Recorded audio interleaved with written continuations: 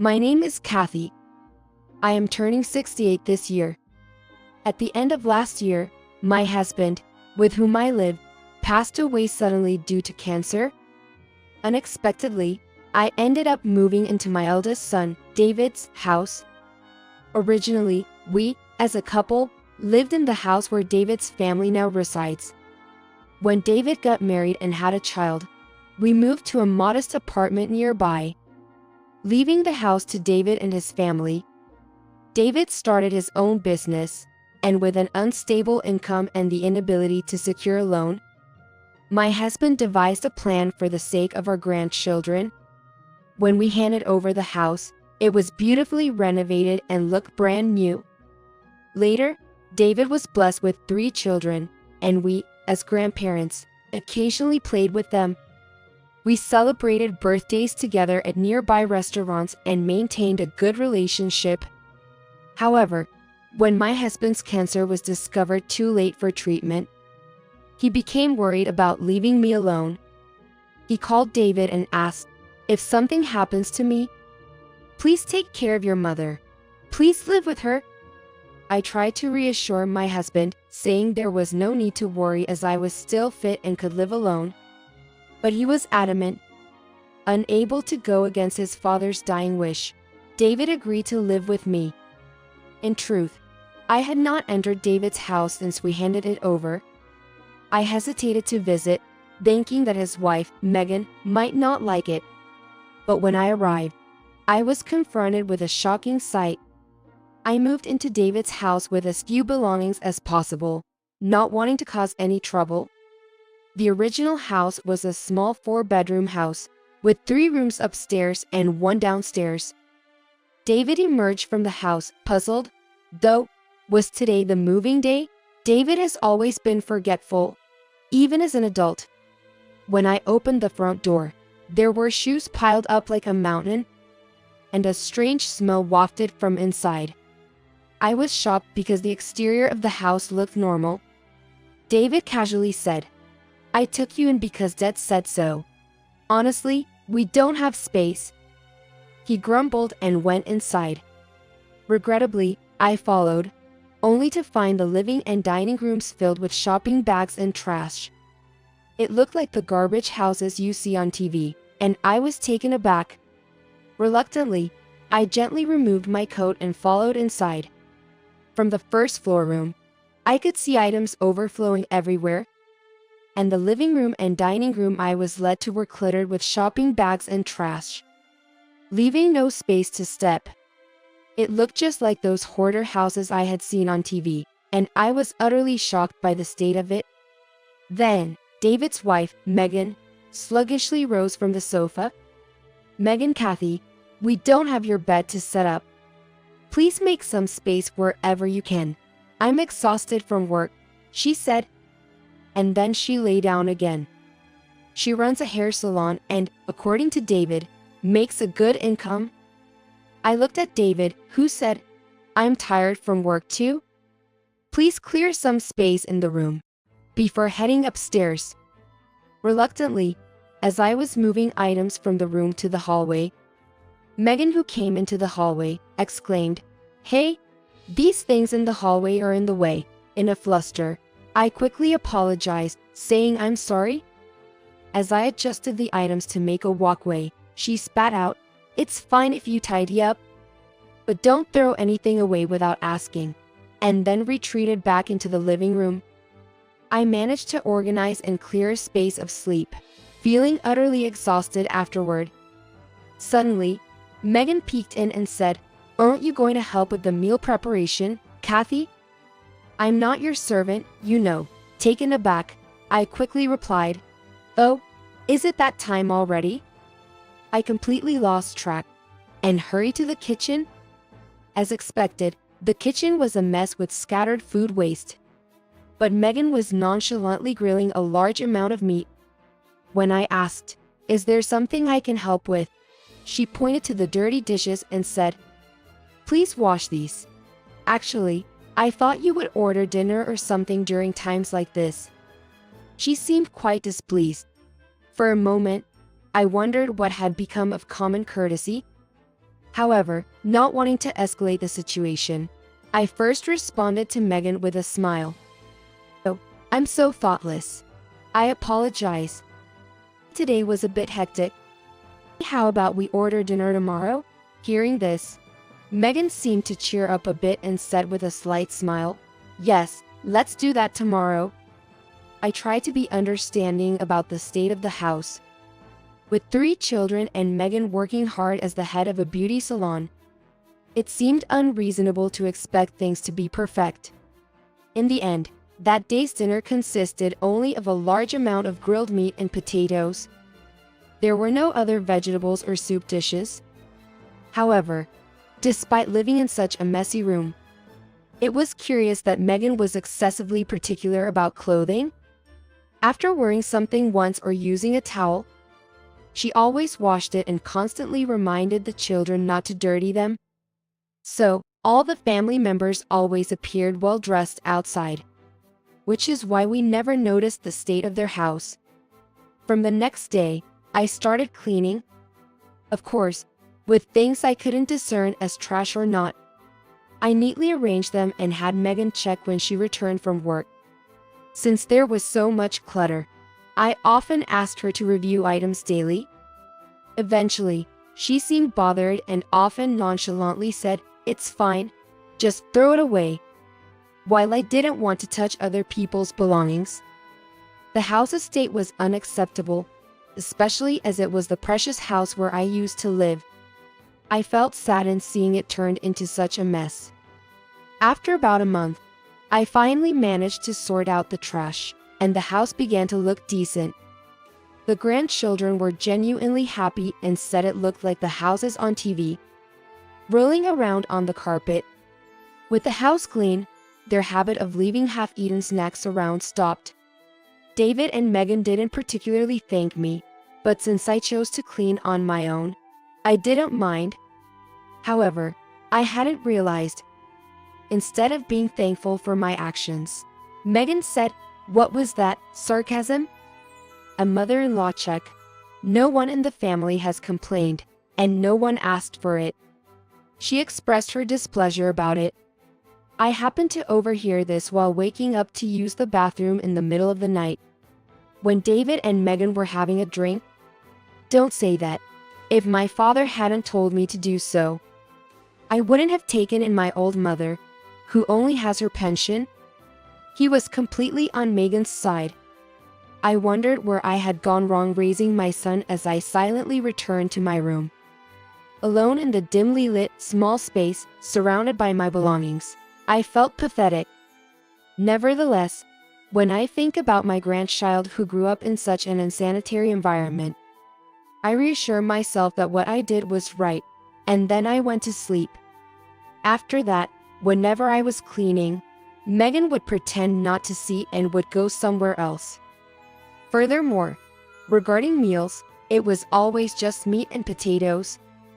I couldn't bear it any longer and said to Megan, "Would it be okay if I make some stew next time? I'm getting older, and I want to eat some other vegetables." When I asked her this, she hysterically put down the dishes she was washing with a clank and said, "Do as you please, but please buy the ingredients yourself," and she turned away in a huff. After that, she left the cooking to me and no longer set foot in the kitchen. Perhaps due to their vitamin deficiency, the grandchildren would say yummy, yummy when eating vegetables and fruits. And I felt that their skin started to look more radiant. Humans tend to become attached to those who feed them.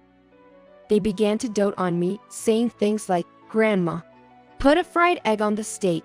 That's not fair." "Me too, me too." All right, all right. They became completely spoiled by me. One night, a grandchild snuck into my bed to sleep with me and continued to do so even when their parents were around. Megan probably didn't like this, especially since I was now handling all the meals. About half a year into such a lifestyle, as summer vacation approached, talk of a family trip came up. David and Megan didn't involve me in the discussions. They happily browsed through travel brochures and searched on the laptop with the children. So, I assumed I would be house sitting and even thought that it might be a nice break for me.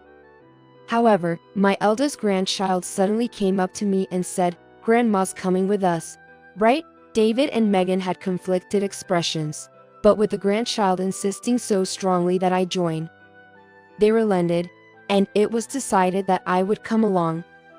Megan, with an unmistakably displeased face, said, "It'll be an early morning, so please prepare for breakfast to take with.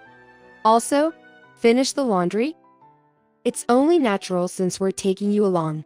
So, I woke up at 4 in the morning to prepare breakfast and get the laundry done. The trip involved traveling by car.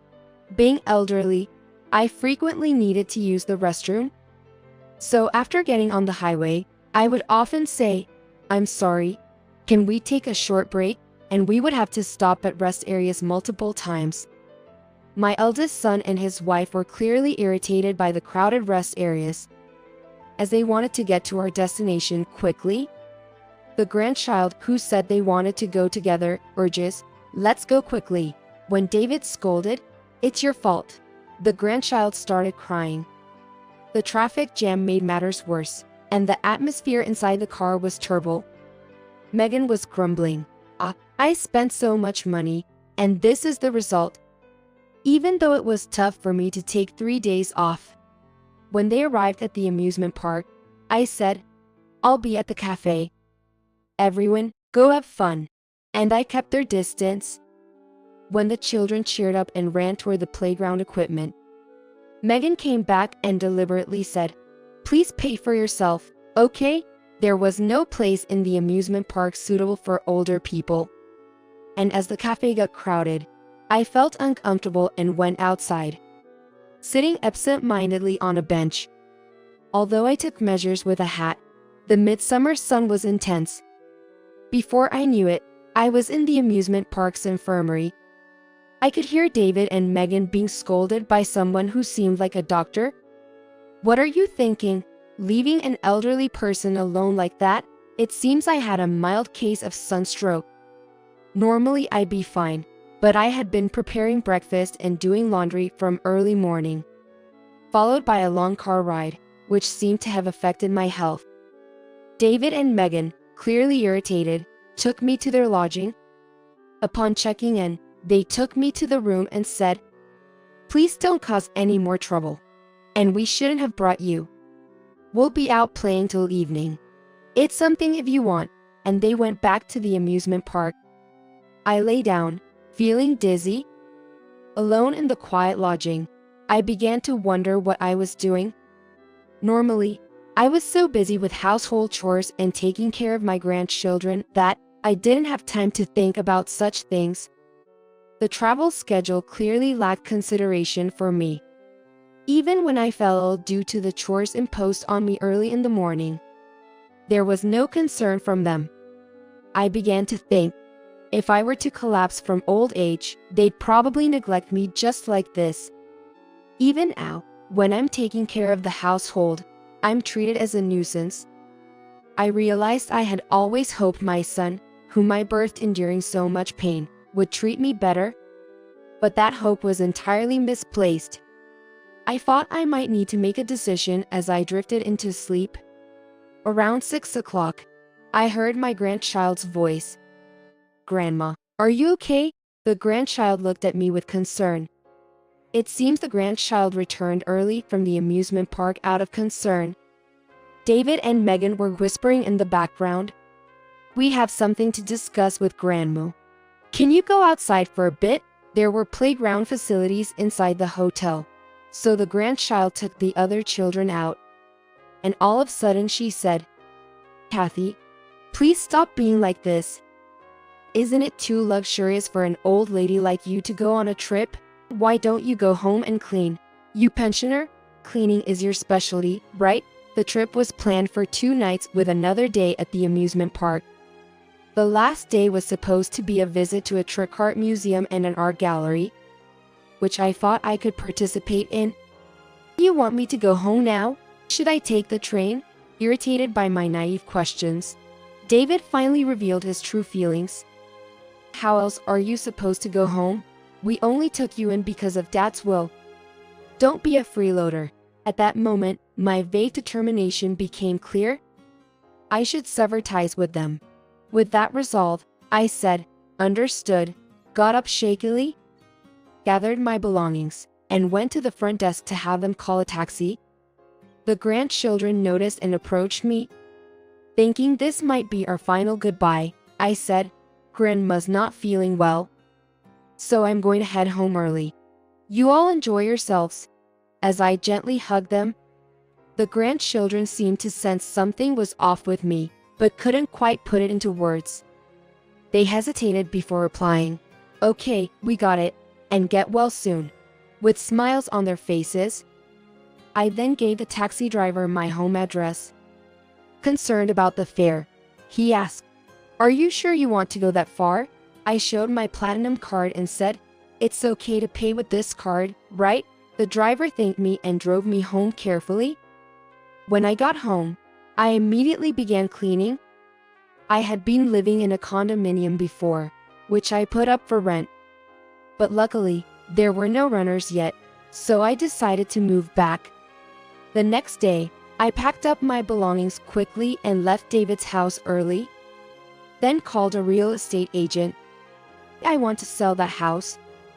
About a week later, David called frantically, seemingly having an argument with the real estate agent who came to appraise the house. I went to their house and said, "I've decided to cut ties with both of you. That's why I'm selling this house. Getting rid of unnecessary things is the key to cleaning," I said calmly. Both David and Megan looked confused. This was Dad's house, right?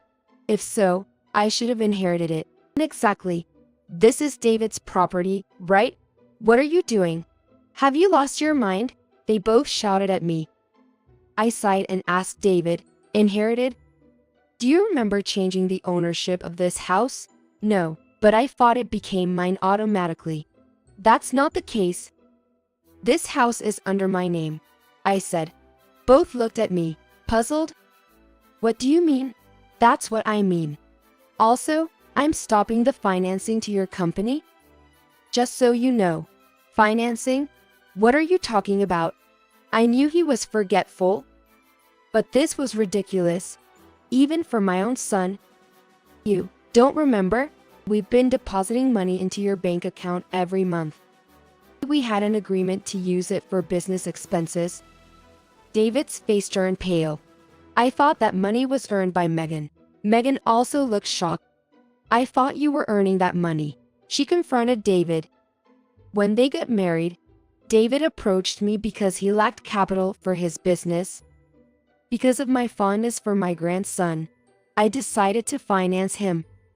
If the money was under an individual's name, it could be considered inheritance. So I set up a personal asset management company and invested in it. I thought I had explained it properly to David, but since it started around the time of his marriage, as time went by, he apparently assumed it was Megan's income.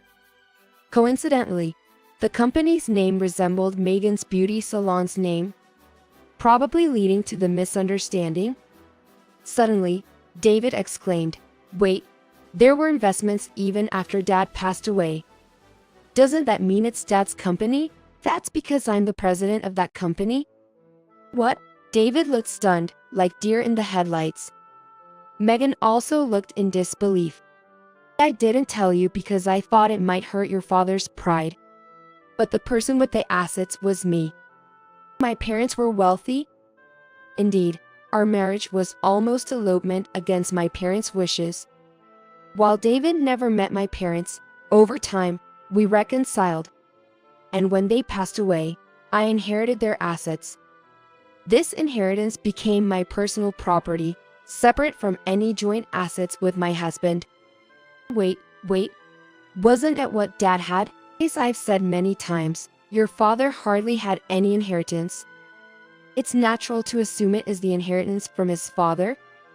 So David and Megan's misunderstanding is understandable. However, assuming you could receive inheritance without any formalities is quite naive, even for my own son. Originally, The reason David started his business was that he was often fired from companies he worked at. They just don't understand my value. My son, who was getting all worked up, left us unsure of how to help him. But we thought it wouldn't be wise to let him squander inheritance money. Therefore, we continued to provide him with the capital and loans. David mistakenly believed it was Megan's income and spent it on both his living expenses and business. Apparently, Megan's beauty salon business wasn't going well, and she had little income. However, she seemed to be relying on David's assumed income and lived carelessly. I thought I would inherit this house. I've always listened to what Dad said. Wait, wasn't this house in your name? The renovation was done, so I thought you bought it. Megan was also glaring angrily at David, spit flying as she spoke. Frustrated by their behavior, I told them, from now on, you'll have to fend for yourselves. As I tried to leave, Megan grabbed my shoulder, saying, "Kathy, are you okay with whatever happens to your cute grandchildren?" I coldly replied, "You can't choose your parents. Maybe I raised you wrong, but continuing to pamper you isn't good for the grandkids either." I left them behind. Behind me, David and Megan were fiercely arguing, saying, "It's all your fault. And what do you mean? You're to blame too?" In the end, the house was sold. David's company went bankrupt due to insufficient operating funds, and the two of them divorced. Both of them gave up their parental rights, so I became the guardian of the grandchildren. We have no idea where David and his wife are now, or what they are doing. But the grandchildren, when properly disciplined, learn various skills. The eldest learned to cook, the middle one learned to clean, and the youngest learned to organize. They realized they had to be responsible for themselves. Now, without any help from me, the three of them cooperate and manage household chores. They'll probably see their parents as negative role models and learn from their mistakes. I'm glad I could impart essential lessons to my grandchildren. They're now helping around the house and studying. They also take care of me, and our days are now peaceful and fulfilling.